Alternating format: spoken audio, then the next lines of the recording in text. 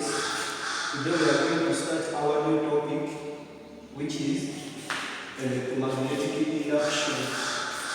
This topic is all about generation of electromotive force in a conductor using magnetic field. Let us start with the definition of electromagnetic induction.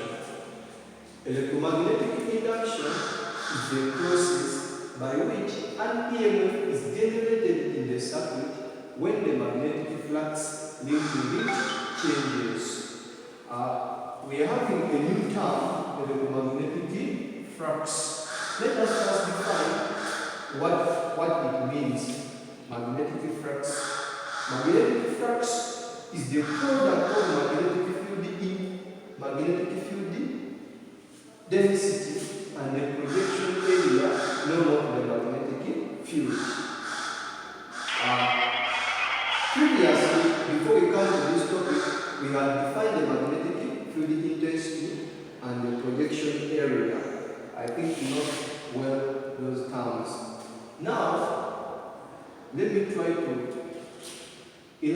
explain more about the generation of EMF in a conductor or a circuit when the magnetic flux linking it changes. Whenever we have a circuit and you change the magnetic flux linking it, EMF is generated in the circuit. Now, we are going to look at the laws of electromagnetic induction. These laws of electromagnetic induction, they explain to us the magnitude of induced EMF, and another law explains to us the direction of induced EMF. Let us first look at the Lenz's law. What I can say about Lenz's law? Lenz's law talks about the direction of induced EMF, and this is how it is stated.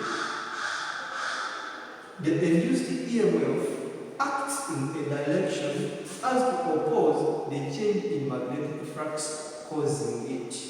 Now here, we are going to take a scenario of our circuit.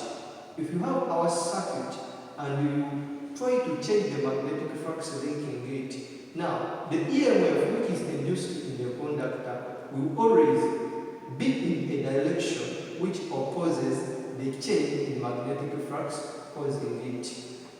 This is the illustration of Lenz's law.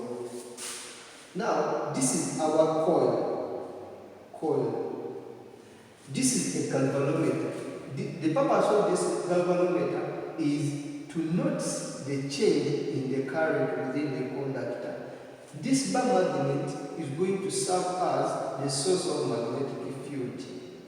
Now, the magnetic field we know, this is the magnetic field of bar magnet, we know it always moves from south to north pole. We know it moves like, this is the south pole, this is the north pole. It will move in this direction, the magnetic field always runs from south to north pole. Now, if you try to enter this bar magnet into this coil, the magnetic field will be running backwards.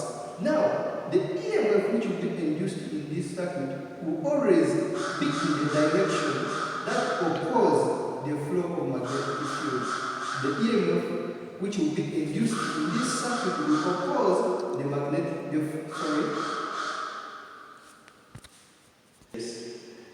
This coil will deflect in the opposite direction to the flow of magnetic field. If you move it in the coil. Now this illustration to show if you move the magnet back outside, this galvanometer, it will deflect in the opposite direction. Our second law is Faraday's law. The Faraday's law explains to us the magnitude of induced EMF. And this is how it states. The magnitude of induced EMF in the circuit is direct proportional to the rate of change of magnetic flux linking it. Now, This law tells us if you change the magnetic flux which is linked in the circuit at a very high speed, therefore the EMF which will be induced in the circuit will be so high. If you change the magnetic flux which is linked in the circuit at a low speed, the EMF which will be induced in the circuit will also be low. Mathematically, we can express Faraday's law in this form, where this E denotes the induced EMF. This sign is proportional sign. Now, the phi dt indicates the rate of change of the magnetic flux, because this phi shows the magnetic flux. When we remove the proportional sign, we put the equal sign and the negative sign. The negative sign indicates the direction of the induced EMF. And this negative sign is talked about by the Lenz's law, which we have just looked at previously. Now, if we have a circuit of n turns, we can express it like this mathematically. Then, below are the application of electromagnetic induction. The knowledge of electromagnetic induction is widely used in very many ways in our real life. Below are the ways how we can apply the knowledge of electromagnetic induction. The first way is the knowledge of electromagnetic induction is applied in generation of hydroelectricity power. When they are generating the hydroelectricity power, which we use every day in our homes, they are applying the knowledge of electromagnetic induction. Then the second way, in generation of electricity in generators. In our everyday life, we use generators, and these generators, they are using the concept of electromagnetic induction. And the last way is motors.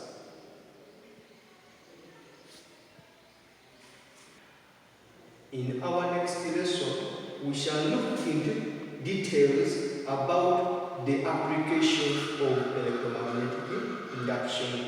Let us meet in the next lesson.